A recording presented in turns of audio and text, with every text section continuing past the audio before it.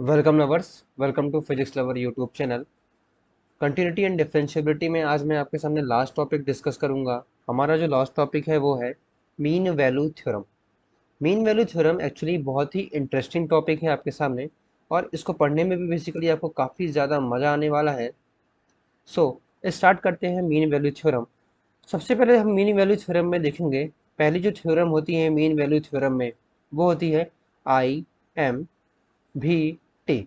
आई M V T actually में क्या है? आई एम भी टी है intermediate mean value theorem. Okay, I M B T actually क्या है? Intermediate mean value theorem. ये क्या कहता है इंटरमीडिएट मीन वैल्यू थ्योरम? ये चीज़ कहता है कि यदि मान लो आपके सामने कोई फंक्शन एफ ऑफ एक्स है, ध्यान से सुनिएगा जो मैं कह रहा हूँ। कोई भी फंक्शन एफ ऑफ एक्स है और ये जो फंक्शन है कंटिन्यूअस है। क्या बोला मैंने? बोला कोई भी फंक्शन एफ ऑफ एक्स है, ये फंक्शन कंटिन्यूअस है किसी इंटरवल इंटरवल क्लोज इंटरवल ए से बी में। फंक्शन है आपके सामने एफ ऑफ एक्स, वो कंटिन्यूअस है आपके सामने इंटरवल ए टू बी में। तो और ये कंडीशन आपके सामने पहली हो गई, ठीक है। दूसरी कंडीशन क्या कहता है यहाँ पर? ये जो फंक्शन है, ठीक है, ए टू बी में चलिए कंटिन्यूअस है। दूसरी कंडीशन ये है कि F of A into F of B is less than zero होगा। F of A into F of B is less than zero होगा। तो देन बताइए कंडीशन क्या होगी? तो आप पहले सोचिए, फिर आप वीडियो पॉज करने के बाद देखिएगा कि कंडीशन होगी क्या। या जो आप सोचेंगे अप्रोक्सीमेटली वो सही ही होगा, क्योंकि बहुत ही आसान है। तो चलिए जल्दी सोच के बताइए। देखिए कंडीशन यहाँ पर होती है कि then there exist at least one value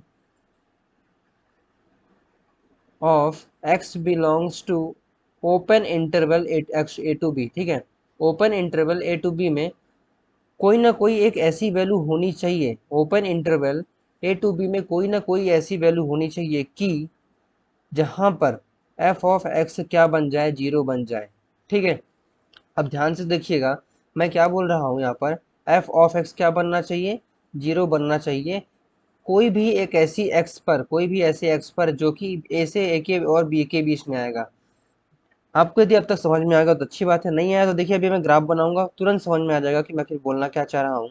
देखिए आपके सामने ये एक्स वाई वाई का एक्चुअली में ग्राफ है। ठीक है, यहाँ पर मैं एक फंक्शन बना रहा हूँ, मुझे बताइएगा कि आपको समझ में आ रहा है। ठीक है, ये एक फंक्शन है जो कि फंक्शन डिफाइन है एक्स इक्वल टू ए से एक्स इक्वल टू बी पर। ठीक है, अब आप मुझे बताइए कि यहाँ पर एफ ऑफ ए क्या होगा इस फंक्शन के लिए? F of A, F of A इस फंक्शन के लिए होगा, वो होगा एक पॉजिटिव टर्म। होगा कि नहीं होगा बताइए? ये ए है, एफ ऑफ ए है ना, ये रहा एफ ऑफ ए। तो क्या होगा एफ ऑफ ए इस फंक्शन के लिए? एनी पॉजिटिव टर्म होगा। ठीक है, अब आप बताइए एफ ऑफ बी इस फंक्शन के लिए क्या होगा? तो ये एफ ऑफ बी इस फंक्शन के लिए होगा एक नेगेटिव टर्म। देखिए ये आपके सामने बी है, और तो बताइए एफ ऑफ बी जो होगा इस फंक्शन के लिए क्या होगा? एक नेगेटिव टर्म हो रहा होगा। तो एफ ऑफ बी क्या होगा? नेगेटिव टर्म होगा। ठीक है, अब आप बताइए एफ ऑफ ए और एफ ऑफ बी को आपस में मल्टीप्लाई करेंगे तो वो एक नेगेटिव टर्म आएगा। ये तो आपको पता है ना, यदि पॉजिटिव टर्म को नेगेटिव टर्म के साथ मल्टीप्लाई करेंगे तो नेगेटिव टर्म आएगा। अच्छा बताइए नेगेटिव टर्म क्या जीरो से हमेशा छोटा होता है? हाँ होता है। यही देखिए कंडीशन ये आपके सामने दी हुई है। इसने क्या बोला है कि then there exist any value of x, x की कोई ना कोई ए और बी के बीच में होगी। मतलब यहाँ से ए से बी के बीच में कोई ना कोई एक ऐसी वैल्यू होगी एक्स, एक्स मान लीजिए यहाँ पर सी है, जहाँ पर फंक्शन की वैल्यू क्या होनी चाहिए? जीरो होनी चाहिए। तो हाँ बिल्कुल सही है। क्यों? कि भाई जब कभी भी अब f of A into F of B है ना, याद कर लीजिए f of A into F of B है, वो जीरो से कम आ रहा है मल्टीप्लाई करने पर। इसका मतलब ये है कि ये जो फंक्शन है वो कहाँ से पास हो रहा है? एक्स एक्सिस से पास हो रहा है ना, एक्स एक्सिस से पास हो रहा है। ये दूसरे तरीके से बोल सकते हैं, या फिर कोई ना कोई ऐसा, फिर ऐसे भी बोल सकते हैं किसी x इक्वल टू सी के लिए ये फंक्शन जो होगा वो कहीं ना कहीं जीरो एक बार कम से कम होगा ही होगा। कम से कम देखिए मैं लिखा हूँ एट लीस्ट, कम से कम एक बार होना चाहिए। इसका मतलब ये नहीं कि केवल एक बार होगा, हो सकता है कि मान लीजिए आपके सामने ग्राफ कुछ इस प्रकार का दिया हो। ठीक है, तो यहाँ पर a है, x इक्वल टू बी है, तो कई बार भी मल्टीप्लाई को f of x equal to zero हो सकता है, कई बार हो सकता है, लेकिन मैंने बोला कम से कम एक बार होना चाहिए। कब होना चाहिए? जब ये दो कंडीशन यहाँ पर बोल रही है किसी भी फंक्शन के लिए, ठीक है। ये था इंटरमीडिएट मीन वैल्यू थ्योरम। चलिए अब हम आगे बढ़ते हैं मीन वैल्यू थ्योरम में। तो अगली आपके सामने थ्योरम आती है रोल्स थ्योरम, ठीक है। अगली थ्योरम का नाम है आपके सामने रोल्स थ्योरम। कौन सी? देखिए क्या नाम है, ROLLES रोल्स थ्योरम, ठीक। अब ये जो थ्योरम है बहुत ही इंपॉर्टेंट थ्योरम है, आप इस पे कर लीजिए स्टार मार्क। आपके बोर्ड में या फिर जेईई मेंस में रोल्स थ्योरम पर क्वेश्चन आना तय ही तय है। यदि वो डिफरेंशिएशन से क्वेश्चन पूछेगा तो उसकी सबसे पहली प्रायोरिटी ये होती है कि भाई मैं रोल्स थ्योरम से क्वेश्चन पूछूंगा, क्योंकि यहाँ से क्वेश्चन को ट्रिकी बनाया जा सकता है, इसलिए यहाँ पर रोल्स थ्योरम से क्वेश्चन आ रहे होते हैं। तो देखिए रोल्स थ्योरम के लिए भी कुछ कंडीशंस है। इसकी कंडीशन ये है कि भाई मान लीजिए कोई फंक्शन एफ ऑफ एक्स है, ठीक है, ठीक है। अब इस फंक्शन को जो डिफाइन है, यहाँ पर जो फंक्शन डिफाइन है एक्चुअली में f of x function define है, वो फंक्शन डिफाइन है किसी x belongs to closed interval a to b में। तो आप ऐसा मान सकते हैं कि मान लीजिए कोई फंक्शन ये है जो कि यहाँ से x इक्वल टू a से x इक्वल टू b में डिफाइन है, ठीक। ये आपके सामने एक फंक्शन मान लीजिए कि मान लीजिए ये जो फंक्शन है x इक्वल टू a से x इक्वल टू b में डिफाइन है। ये तो इसकी हो गई पहली कंडीशन, है ना, फंक्शन की सॉरी ये तो फंक्शन की कंडीशन जो है ना डिफाइन है। अब इसमें हम पहली कंडीशन पढ़ते हैं। पहली कंडीशन ये है कि यदि जो फंक्शन है x इक्वल टू ए से बी में, वो जो फंक्शन है वो क्या होना चाहिए? कंटिन्यूअस होना चाहिए। ग्राफ जो है कहीं भी बीच में टूटना नहीं चाहिए। कंटिन्यूअस का मतलब तो यही होता है ना कि ग्राफ चल रहा है चल रहा है चलता ही जा रहा है, रुक नहीं रहा है। मतलब ए से बीच में, ए और बी के बीच में ग्राफ कहीं भी नहीं रुकना चाहिए, चलते ही रहना चाहिए, बस चलते ही रहना चाहिए, ठीक है। ये हो गई पहली कंडीशन कि भाई वो कंटिन्यूअस होना चाहिए। अब हम देखते हैं दूसरी कंडीशन। दूसरी कंडीशन ये कहता है कि फंक्शन डिफरेंशिएबल भी होना चाहिए ना, फंक्शन डिफरेंशिएबल भी होना चाहिए क्लोज्ड इंटरवल ए से बी में, सॉरी यहाँ पर open interval A to B में, ठीक है। डिफरेंशिएबल मैंने क्यों बोला कि मान लीजिए यहाँ पर कोई स्ट्रेट लाइन नहीं होना चाहिए। मान लो ये ए है और ये बी है ना। अब मान लीजिए कंटिन्यूअस फंक्शन है लेकिन ये डिफरेंशिएबल तो भी होना चाहिए ना, ये भी तो देखते हैं हम, है ना। सॉरी ये तो ठीक है, ऐसा डिफरेंशिएबल भी होना चाहिए, है ना, उस इंटरवल में। तो यहाँ पर दो कंडीशन आपके सामने हो गई कि पहली कंडीशन आपके सामने क्या दी हुई है, कंटिन्यूअस होना चाहिए इसे भी में। दूसरी कंडीशन दी हुई है भाई डिफरेंशिएबल होना चाहिए। अब हम देखते हैं, देखिए अगली कंडीशन। अगली कंडीशन आपके सामने क्या होनी चाहिए इसके लिए, है ना। अगली कंडीशन ये होनी चाहिए कि भाई f of A equal to F of b हो जाए, है ना। ये है अगली कंडीशन। और यदि ये तीन कंडीशन किसी भी फंक्शन के लिए वैलिड हैं, तो तीन कंडीशन यदि किसी भी फंक्शन के लिए वैलिड है तो क्या होता है, then there exist at least one real number, है ना। कोई ना कोई रियल नंबर मान लीजिए सी, देन देयर एग्जिस्ट, अब मैं जो बोल रहा हूँ उसको अपने कॉपी में लिखिए, then there exist at least one real number, ठीक है। क्या बोला मैंने? At least one real number C. मान लीजिए वो जो रियल नंबर है वो सी है ना। सी जो कि किस इंटरवल में होगा? Open interval A to B में होगा, ओके।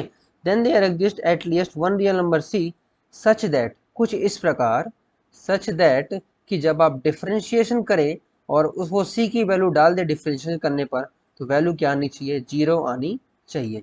अच्छा, एक सवाल मैं आपसे पूछता हूँ। ये आपके सामने एक फंक्शन है, ठीक है। मान लीजिए आपके सामने एक ए पॉइंट है, ठीक है। अब आप मुझे ये बताइए कि यदि मैं फंक्शन का डिफरेंशिएशन, मान लीजिए फंक्शन था एफ ऑफ एक्स, ठीक है। एफ ऑफ एक्स का मैं क्या कर रहा हूँ? डिफरेंशिएशन।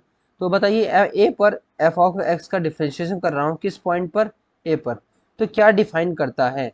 तो किसी भी पॉइंट पर यदि आप किसी भी फंक्शन का डिफरेंशिएशन करते हैं तो वो उस पॉइंट पर स्लोप को डिफाइन करता है। यहाँ पर यदि मान लीजिए डिफरेंशिएट कर रहा हूँ तो इस पॉइंट की स्लोप को डिफाइन करेगा। मान लीजिए ये पॉइंट बी है ना। तो यहाँ पर इस वाले टेंजेंट की, इस वाले लाइन की स्लोप को डिफाइन करेगा। इस प्रकार ये डिफाइन कर रहा होता है, ठीक है ना। ये आपको याद रखना है। क्या याद रखना है? कि किसी भी फंक्शन में किसी भी पॉइंट पर डिफरेंशिएशन कर रहे हैं तो वो किसको डिफाइन करता है? उसके स्लोप को डिफाइन कर रहा होता है। इसका मतलब ये है कि ये कहना चाह रहा है कि जब आप डिफरेंशिएशन कर रहे हैं, सॉरी चलिए आगे देखते हैं, इसको और अच्छे से समझेंगे। यहाँ तक आपको तीनों कंडीशन समझ में आ गई होगी। मैं एक एग्जांपल ले रहा हूँ, उस चीज़ को ध्यान से देखिएगा कि ये मान लीजिए आपके सामने कोई फंक्शन है, ठीक है। ये रहा फंक्शन ए से बी में, ठीक है। अब आप बताइए, आप पहले आपको ये आप पहले देखिए आपके सामने ये मैंने एक फंक्शन दे के रखा है। अब आपको मुझे बताना है क्या इस फंक्शन में रोल्स थ्योरम वैलिड है कि नहीं। अच्छा, रोल्स थ्योरम की आपके सामने तीन कंडीशन थी, जल्दी जल्दी रिवाइज कर लेते हैं। वो क्या कंडीशन थी रोल्स थ्योरम की कि पहले रोल्स थ्योरम की जो पहली कंडीशन थी भाई कि फंक्शन कंटिन्यूस होना चाहिए ए से बी में। तो बताइए, है ना, बताइए क्या यहाँ पर फंक्शन कंटिन्यूस है ए से बी में। देखिए क्या फंक्शन कंटिन्यूस है ए से बी में। हाँ कंटिन्यूस है, देखिए लगातार ग्राफ बढ़ रहा है, इसका मतलब क्या है, कंटिन्यूस है। बीच में ग्राफ कहीं भी नहीं टूटा है ए से बी में, इसका मतलब ये कंटिन्यूस है। दूसरी कंडीशन क्या थी कि भाई डिफरेंशिएबल होना चाहिए। तो बताइए क्या डिफरेंशिएबल है, हर पॉइंट पर डिफरेंशिएबल है। देखिए हर पॉइंट पर डिफरेंशिएट कर सकते हैं।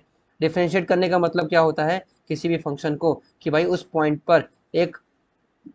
पॉइंट पर एक लाइन खींच दो, उस पॉइंट पर एक टेंजेंट खींच दो, उस पॉइंट पर एक टेंजेंट खींच दो। अच्छा, मान लीजिए आपके सामने ये रहा साइन एक्स का फंक्शन, ठीक है। अब मैं बोल रहा हूँ कि ये एक पॉइंट आपके सामने है, मान लीजिए ए पर डिफ्रेंशिएट कीजिए, तो इस पर क्या करेंगे, हम एक टेंजेंट खींच देंगे। तो ये डिफ्रेंशिएशन क्या होता है, टेंजेंट होता है, ठीक है। अब आपको मुझे बताना है कि देखिए दो कंडीशन तो वैलिड हो गई, ठीक है। अब तीसरी कंडीशन क्या होनी चाहिए भाई, रोल्स थ्योरम के लिए F of A equal to F of B होना चाहिए। अच्छा, F of A equal to क्या एफ ऑफ बी है। हाँ देखिए F of A equal to F of B है।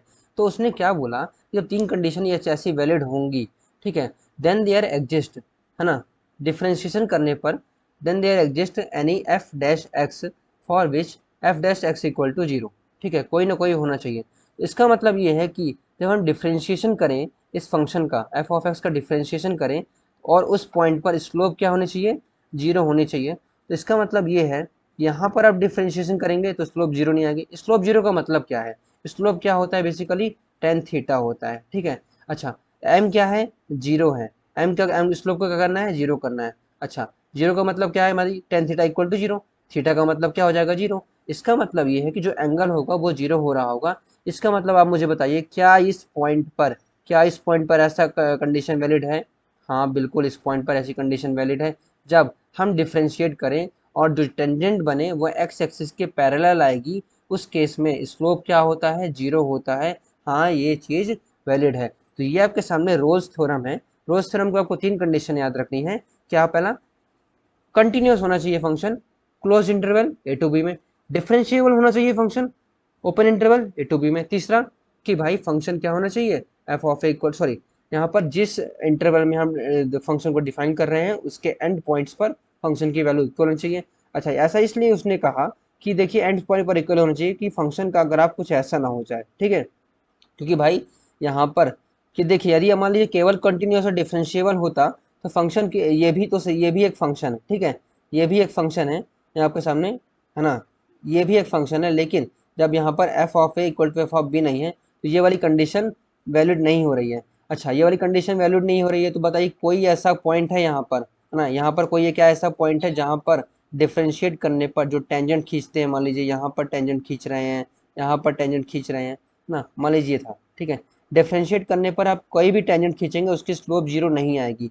इसीलिए बोला कि F of A equal to F of B होगा। तो कोई ना कोई ऐसा एक पॉइंट होगा, कोई ना कोई एक ऐसा पॉइंट होगा, F of A equal to F of B होगा, कोई ना कोई एक ऐसा पॉइंट होगा जहाँ पर मैक्सिमा और मिनिमा आ जाएगा। अब जब कभी भी मैक्सिमा और मिनिमा आएगा इसका मतलब जहाँ पर भी मैक्सिमम और मिनिमम आता है वहाँ पर एफ डैश एक्स क्या होता है, वो जीरो के बराबर आ होता है उस पॉइंट पर। तो ये होता है आपके सामने रोल्स थ्योरम, बहुत ही आसान थ्योरम है। चलिए अब हम आगे बढ़ते हैं। रोल्स थ्योरम पढ़ने के बाद आपके सामने जो जिस चीज़ पर हम फोकस कर रहे हैं वो है आपके सामने mean value theorem. Mean value theorem या फिर लैग्रेंजेस मीन वैल्यू थ्योरम, है ना। आपके एडवांस में ये लैग्रेंजेस मीन वैल्यू थ्योरम के नाम से जो मैं पढ़ाने जा रहा हूँ उसको दिया हुआ है लैग रेंज एस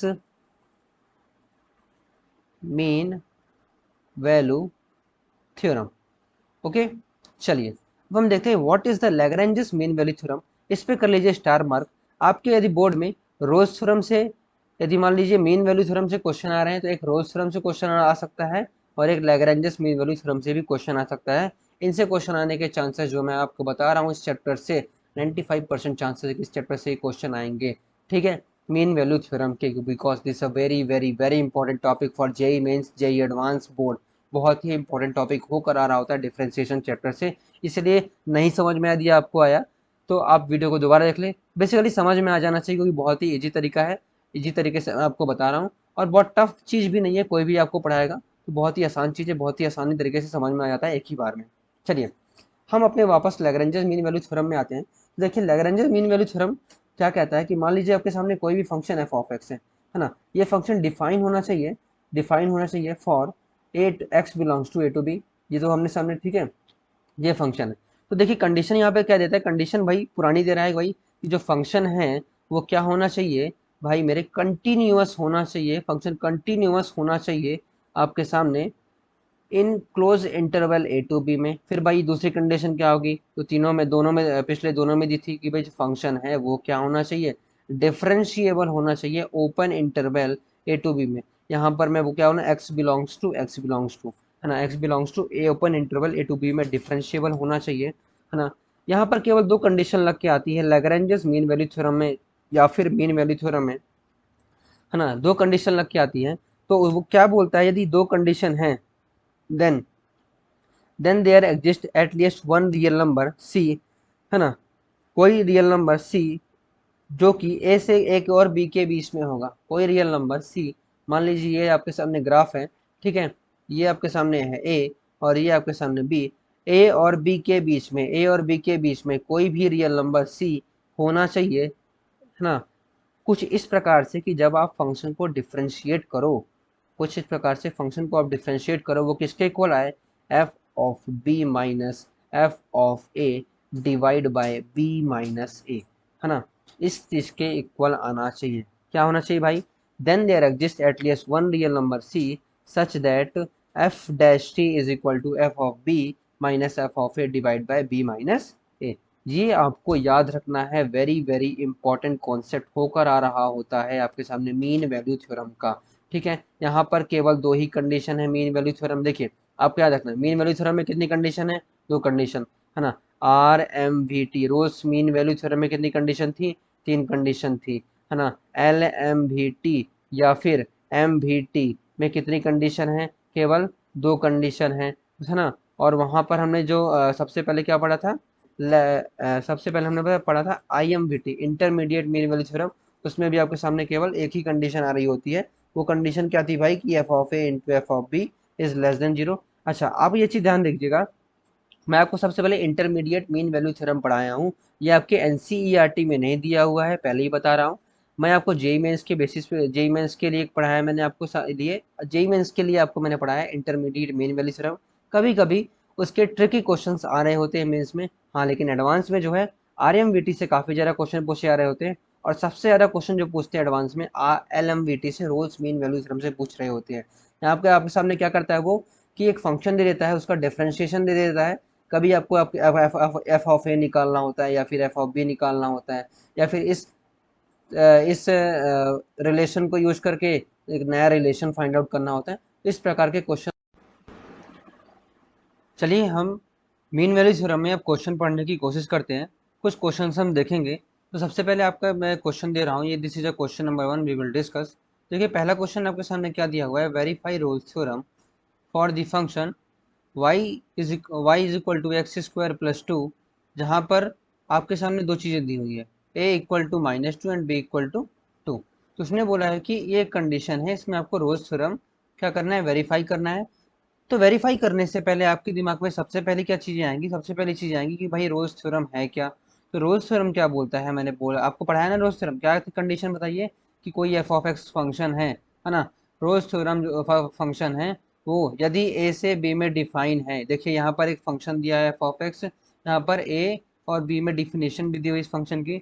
तो रोल्स थ्योरम क्या बोलता है कि कोई भी फंक्शन है जो कि ए से बी में डिफाइन है, तो यहाँ पर तीन कंडीशन होती है कि जो फंक्शन है वो कंटिन्यूस होना चाहिए क्लोज इंटरवल ए से बी में, और फंक्शन जो है वो डिफरेंशिएबल होना चाहिए ओपन इंटरवल ए से बी में। और तीसरी कंडीशन क्या बोलता है ये, तीसरी कंडीशन ये बोलता है कि F of A is equal to F of B होना चाहिए। तो ये तीन कंडीशन यदि इसमें वेरीफाई हो रही हैं, इसका मतलब ये रोल्स थ्योरम यहाँ पर एग्जिस्ट होगी, ठीक है। हमें यहाँ पर तीन कंडीशन देखनी है यहाँ पर। तो चलिए हम यहाँ पर तीन, इसको आप किनारे कीजिए, दिस इज ए पावर, हमने पूरा रिविजन किया है। देखिए इस क्वेश्चन में हम करते हैं सबसे पहले, आपके सामने जो एफ ऑफ एक्स फंक्शन दिया हुआ है F of x is equal to Y is equal to X square plus two, है ना। ये आपके सामने एक फंक्शन दिया हुआ है। सब तो देखिए, सबसे पहले रोल्स थ्योरम क्या बोलता है कि फंक्शन क्या होना चाहिए, किसी ए टू बी में डिफाइन होना चाहिए। तो यहाँ पर ए टू बी क्या दिया हुआ है, -2 से 2। तो ये आपके सामने क्वेश्चन है कि फंक्शन है आपके सामने एक्स स्क्वायर प्लस टू, जो कि डिफाइंड है -2 से 2 में। ओके, पहली कंडीशन क्या होनी चाहिए कि फंक्शन कंटिन्यूस होना चाहिए। तो यहाँ पर जो अपना फंक्शन है वो कंटिन्यूस है। देखिए मैं आपको बता रहा हूँ, यहाँ पर जो फंक्शन है वो कंटिन्यूस है। अब ये फंक्शन क्यों है, यहाँ पर आप लिखेंगे, आप फर्स्ट नंबर यहाँ पर लिखेंगे आप केस वन, ऐसे आप डालेंगे केस वन की फंक्शन जो है वो कंटिन्यूस है। क्यों है, आप यहाँ पर लिखेंगे because it F of x is polynomial. देखिए मैं आपको पहले ही बता चुका हूँ, जब हम कंटिन्यूस पढ़ रहे थे कि मैं आपको बताया था कि कोई हर पॉलिनोमियल फंक्शन कंटिन्यूस होता है। यहाँ पर आपके सामने क्या दिया हुआ है, y is equal to X square plus two. इसका ग्राफ बनेगा कुछ इस प्रकार। देखिए ये फंक्शन हमेशा बढ़ रहा है, कभी बीच में कटता नहीं है। ये एक पॉलिनोमियल फंक्शन है, इसलिए हमेशा कंटिन्यूस होगा। मैं पहले भी डिस्कस कर चुका हूँ कि polynomial function are always continuous. हाँ, दूसरा कंडीशन बोलता है कि जो फंक्शन है वो डिफरेंशिएबल। देखिए अभी कंटिन्यूस लिख रहे हैं तो आपको ये भी लिखना है इन इंटरवल, क्लोज इंटरवल -2 से 2, तभी आपको नंबर मिलेंगे। दूसरी कंडीशन ये है कि दूसरी कंडीशन क्या बोलता है कि फंक्शन डिफरेंशिएबल होना चाहिए। डिफरेंशिएबल होना चाहिए, तो मैं बोला फंक्शन डिफरेंशिएबल है। Yes, function is differentiable because it is a polynomial. चूंकि ये पॉलिनोमियल फंक्शन है इसलिए डिफरेंशिएबल होगा। यदि पॉलिनोमियल नहीं देता, तो यदि मान लीजिए साइन वगैरह नहीं देता, आपके सामने पॉलिनोमियल नहीं देता है, ग्रेटेस्ट इंटीजर फंक्शन वगैरह आ जाता है, तो फिर आपको कंडीशन देखनी पड़ती है उस केस में कि भाई कंटिन्यूस दिखेगी। कंटिन्यूस निकाल लीजिएगा, आपको पहले भी डिस्कस कर चुका हूँ कि भाई कंटिन्यूटी कैसे पता करते हैं, तब आप निकाल लीजिएगा। उस तरीके से निकालेंगे जो हमने अभी तक पहले पढ़ा है। लेकिन यहाँ पे पॉलिनोमियल है तो आप पेपर में डायरेक्टली देख सकते हैं कि हाँ ये पॉलिनोमियल है इसलिए कंटिन्यूस होगा, पॉलिनोमियल इसलिए डिफरेंशिएबल होगा। दो चीजें तो वैलिड हो गई। तीसरी चीज क्या बोलती है कि एफ ऑफ -2 निकालिए। एफ ऑफ -2 क्या आएगा यहाँ पर, -2 का होल स्क्वायर। जल्दी से मेरे फास्ट फास्ट करिए मेरे साथ, -2 का whole square plus two is equal to nothing बटा 6 आ रहा होगा। एफ ऑफ 2 की वैल्यू निकाल लीजिए। एफ ऑफ 2 की वैल्यू क्या आएगी, एफ ऑफ 2 की वैल्यू आएगी 2 square plus 2 is equal to 6। इसका मतलब ये है कि तीसरी कंडीशन जो क्या बोलता है F of A is equal to F of B होना चाहिए, वो भी वैलिड है। It means all three cases are valid here. आप ऐसे लिखेंगे लास्ट में, since all three cases are valid here, hence this function, sorry, hence Rolle's theorem verified. Hence Rolle's theorem verified, या फिर Rolle's theorem is valid for this function. तो ये तरीका है आपका रोल्स थ्योरम के लिए। तीनों केसेस याद रखिएगा, बड़ी ही आसानी से हो जाएगा। चलिए अब अगला क्वेश्चन है आपके सामने। इसमें भी रोल्स थ्योरम आपको पता करना है भाई, वेरीफाई रोज थ्योरम। सेम क्वेश्चन है आपके सामने, रोज थ्योरम को वेरीफाइड करना है। चलिए हम करते हैं रोज थ्योरम को वेरीफाई। तो पहली कंडीशन क्या होती है भाई कि फंक्शन कंटिन्यूस होना चाहिए। तो आपके सामने यहाँ पर जो फंक्शन दिया हुआ है वो क्या है, पॉलिनोमियल फंक्शन है। Since it is a polynomial, क्या लिखेंगे, देखिए आपको पेपर में कैसे लिखेंगे। पेपर में लिखने का तरीका होगा, since given function F of x is equal to x minus a to the power n into x minus b की power n is a polynomial function, hence it is a continuous in interval a to b। Okay, a to b में continuous होगा। फिर आप क्या लिखेंगे, दूसरी चीज, function is polynomial function, hence it is a differentiable in open interval a to b। क्योंकि जो यहाँ पर डिफरेंशिएबल किस में डिफाइन होता है, ओपन इंटरवल में बोलता है रोज थ्योरम में। ठीक है, तीसरी चीज क्या बोलता है भाई, तीसरी चीज ये बोलता है यहाँ पर कि F of A is equal to F of B होना चाहिए। तो चलिए इसको निकालते हैं। तो ये हमें प्रूफ करना है। ओके, चलिए निकालते हैं हम F of A equal to F of B है कि नहीं। सबसे पहले आप निकालेंगे एफ ऑफ ए, यहाँ पर रखिए एक्स की जगह पर ए। यहाँ पे क्या आएगा, ए माइनस ए की होल पावर एन। ए माइनस ए क्या होता है, वो जीरो के बराबर होता है। यदि ये जीरो के बराबर है इसका मतलब जीरो मल्टीप्लाइड बाय दिस क्या होगा, वो जीरो होकर आ रहा होगा। ठीक है, इसका मतलब ये है एफ ऑफ ए तो जीरो है। ठीक है, एफ ऑफ बी निकाल के देखो, यहाँ पर बी डाल दो, एक्स की जगह बी डाल देंगे यहाँ पर, तो भी जीरो होकर आ रहा होगा। इसका मतलब जो तीसरी कंडीशन सबसे इंपॉर्टेंट कंडीशन है वो F of A equal to F of B होगी। Hence Rolle's theorem is valid for this question. Okay, ये आपको याद रखना है। अच्छा, रोज थ्योरम हमने क्या क्यों पढ़ा था भाई, रोल्स थ्योरम हमने इसलिए पढ़ा था कि जब तीन कंडीशन, अभी आपको रिवीजन करा रहा हूँ, ठीक है, क्वेश्चन से हट के बात कर रहा हूँ। रोल्स थ्योरम हमने पढ़ा था कि भाई जब कभी भी ये तीनों कंडीशन वैलिड होंगी, कौन सी, continuous, differentiable and F of A equal to F of B, then there exist at least one real number, है ना, कोई कम से कम एक रियल नंबर सी एग्जिस्ट करेगा ए से बी के बीच में, ए से बी के बीच में कोई ना कोई सी एग्जिस्ट करेगा जहां पर F dash C equal to zero होगा, है ना, जहां पर F dash C equal to zero होगा। ये आपके सामने होती है रोल्स थ्योरम की फाइनल कंडीशन। यहाँ पर देखिए वेरीफाई करना था, इसलिए हमने तीन चीजें, केवल तीन केसेस देखे हैं। कभी भी यदि हमें सी निकालना होगा तो एफ डैश करके देख लेंगे। ओके, चलिए मूव ऑन करते हैं हम। ये तो आपके सामने था रोल्स थ्योरम के वेरिफिकेशन। अब हम मूव ऑन करते हैं नेक्स्ट। देखिए नेक्स्ट क्वेश्चन आपके सामने क्या है, क्वेश्चन नंबर थर्ड आज का, very important question for your board, ठीक है। वेरीफाई मीन वैल्यू थ्योरम, आपको यहाँ पर मीन वैल्यू थ्योरम वेरीफाई करनी है। क्या करना है, देखिए मीन वैल्यू थ्योरम वेरीफाई करनी है यहाँ पर आपको। If F of x is this, आपके सामने एफ ऑफ एक्स दिया हुआ है, X cube minus five X cube, ठीक है, जो भी दिया हुआ है, in interval A to B where A की वैल्यू दी है, बी की वैल्यू दी है, और फिर हमको फाइनली सी भी निकालना है, for which F dash C equal to zero. Finally हमें सी भी यहाँ पर फाइंड आउट करना है। तो सबसे पहले मीन वैल्यू थ्योरम हमें वेरीफाई करनी है। तो मीन वैल्यू थ्योरम की जो केस वन होता है वो क्या होता है, मीन वैल्यू थ्योरम का केस वन होता है कि फंक्शन जो है closed interval A to B में कंटिन्यूअस होना चाहिए। अच्छा यहाँ तो कंटिन्यूअस है, बताइए फंक्शन कंटिन्यूअस क्यों है, क्योंकि ये पॉलिनोमियल फंक्शन है ना, ये एक पॉलिनोमियल फंक्शन है, कुछ इस प्रकार इसका ग्राफ होगा, है ना। तो यहाँ पर ये पॉलिनोमियल फंक्शन है, इसलिए ये फंक्शन कंटिन्यूअस होकर आ रहा होगा। पहली कंडीशन आप लिख देंगे। दूसरी कंडीशन आप क्या लिखेंगे कि फंक्शन क्या होना चाहिए, डिफरेंशिएबल होना चाहिए open interval A to B में। तो बताइए क्या यहाँ पर फंक्शन डिफरेंशिएबल है, हाँ डिफरेंशिएबल है, क्योंकि ये एक पॉलिनोमियल फंक्शन है। पॉलिनोमियल फंक्शन देखिए, कभी किसी भी पॉइंट पे आप डिफरेंशिएट कीजिए आपको टेंजेंट मिलेगा, किसी भी पॉइंट पे डिफरेंशिएट कीजिए टेंजेंट मिलेगा। देखिए मिल रहा है टेंजेंट, है ना। इसका मतलब यहाँ ये है कि ये वाला जो दूसरी कंडीशन है, कौन सी कंडीशन है कि open interval A to B में फंक्शन डिफरेंशिएबल होना चाहिए, तो फंक्शन डिफरेंशिएबल है ना। लेकिन यहाँ पर तीसरी कंडीशन क्या होती है ना, दो कंडीशन आपके सामने वैलिड है, इसका मतलब यह है कि mean value theorem is valid, ठीक है, mean value theorem is valid है इस क्वेश्चन में, ठीक है। दो कंडीशन प्रूव कर ली। अब आपके सामने तीसरा क्या बोला है, फाइंड सी, है ना, सी निकालना है हमें, जिसके लिए F dash C is equal to zero. कोई एक ऐसा सी निकालना है यहाँ पर, है ना, जहाँ पर एफ डैश सी जीरो होता है। तो यहाँ पर देखिए दो कंडीशन वैलिड होने के बाद क्या बोलता है कि then there exist at least one real number सी।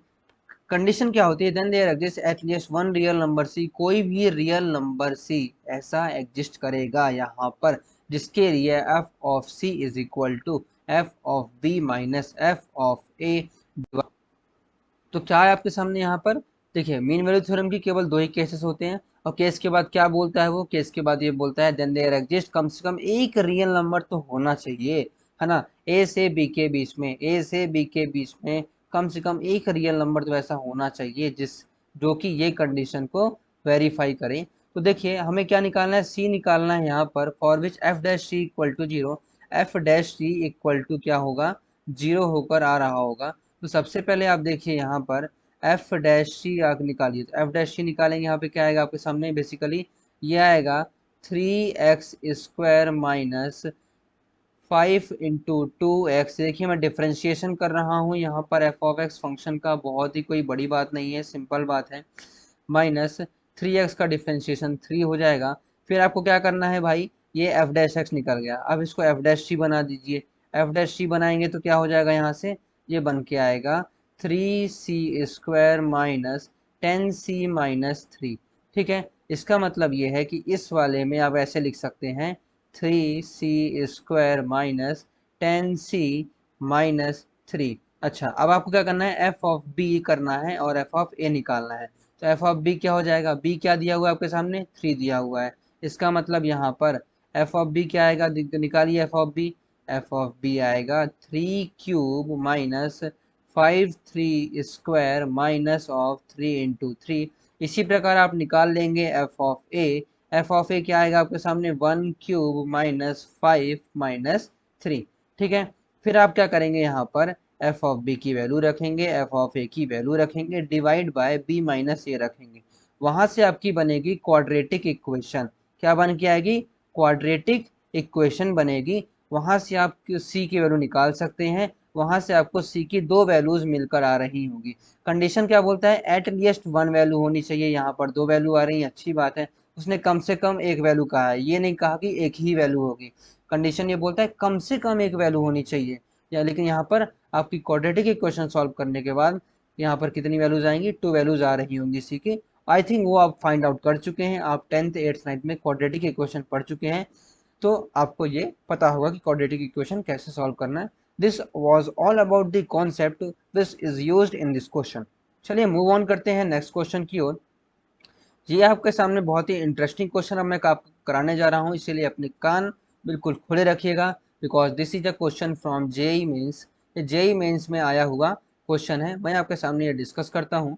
तो चलिए, आपके सामने क्या बोला है देखिए। जेई मेंस है, इसका मतलब ये नहीं टफ है। टफ क्या होता है? जेई एडवांस होता है। मैं भाई बोलता हूँ हाँ जेई एडवांस टफ है। जेई मेंस टफ है क्या? हाँ।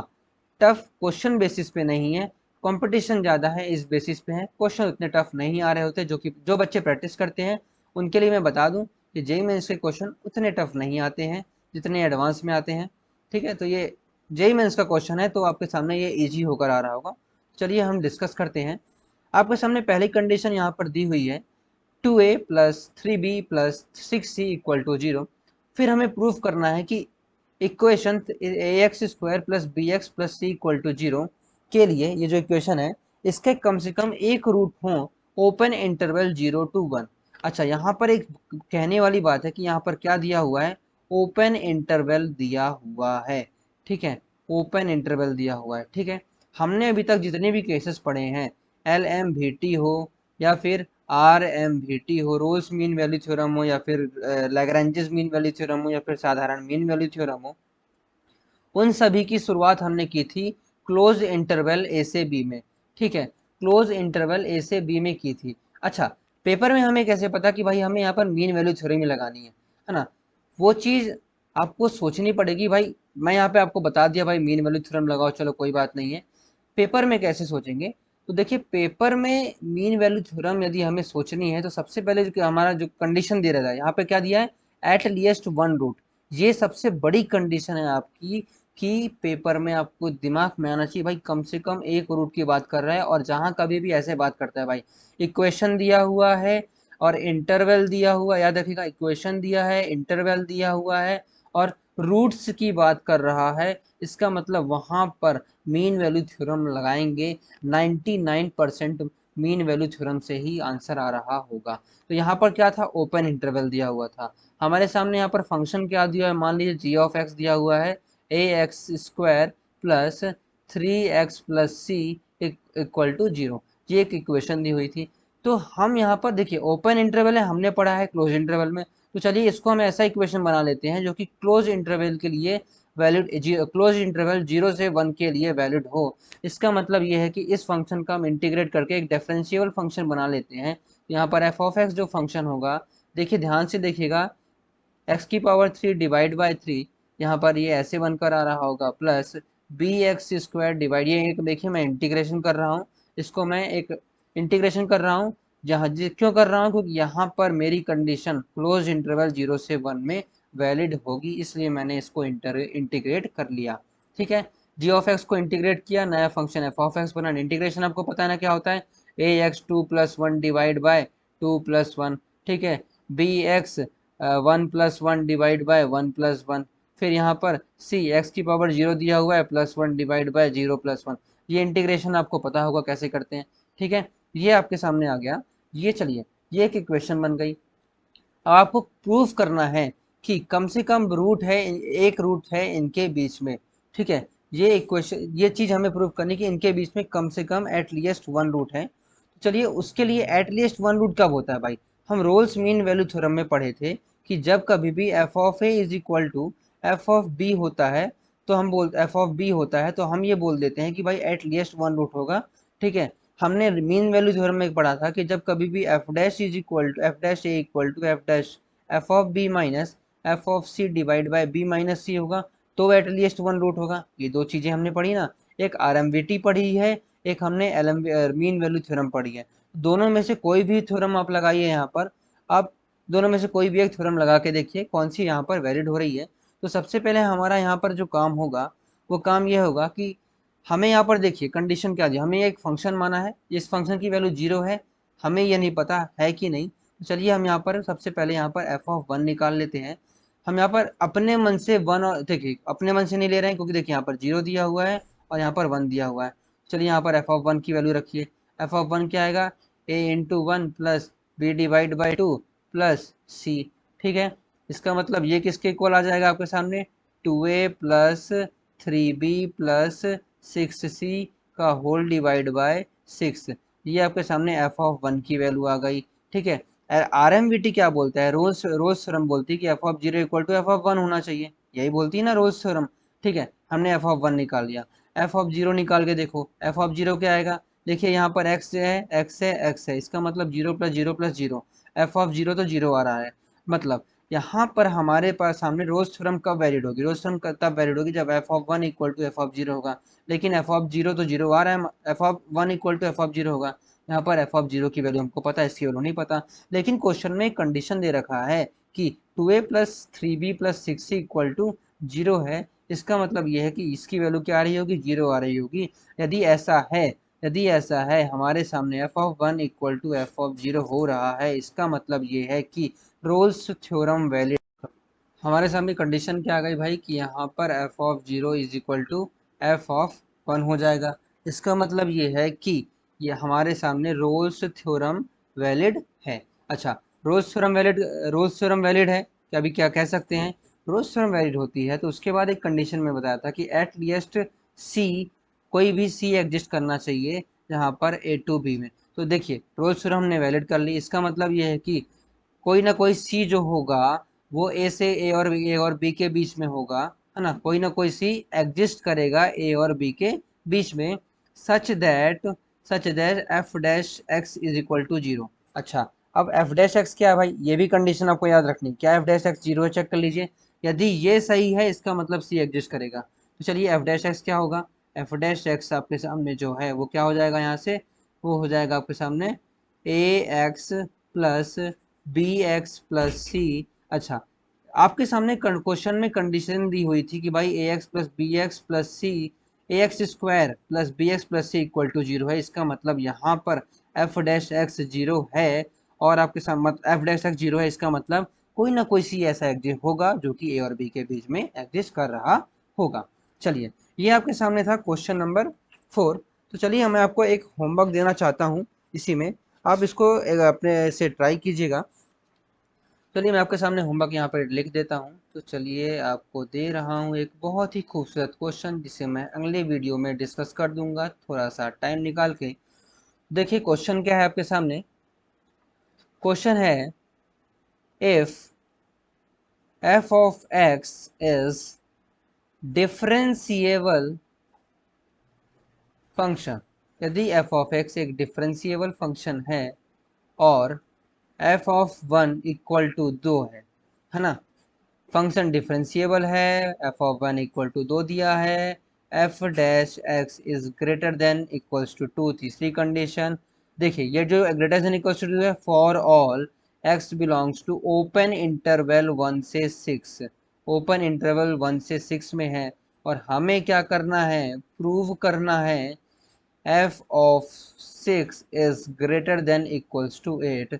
ये आपका इंटरेस्टिंग क्वेश्चन है, बिल्कुल आप इसे ट्राई कीजिएगा, रोज थ्योरम लगा के देखिएगा, मीन थ्योरम लगा के देखिएगा, इंटरवल को ध्यान से देखिएगा, जरूर आपके सामने आंसर आ रहा होगा। Thank you lovers.